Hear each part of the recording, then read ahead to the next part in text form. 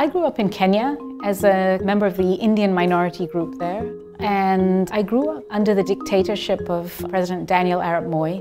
People were being arrested, tortured, and my father was one of the few lawyers that spoke up for people who were being detained without trial. And from that, I got an interest in working in the area of human rights. My name is Binaifer Nowrojee, and I'm the president of Open Society Foundations.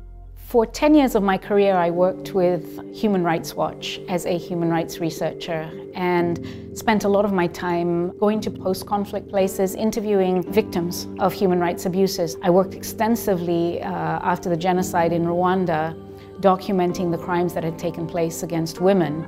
And a lot of my professional work has been around getting justice for rape victims in international courts.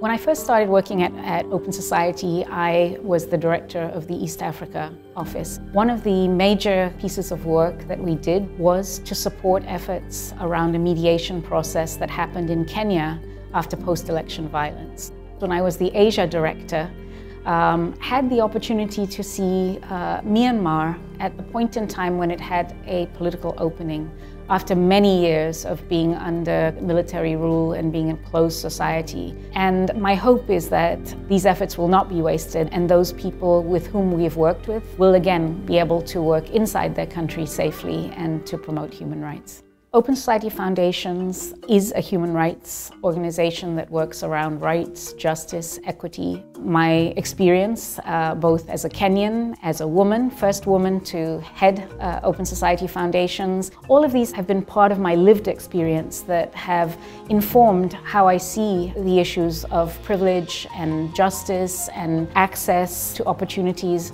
But I find my greatest inspiration is from watching and meeting and seeing people who take incredible risks to actually speak out and stand up for what's right.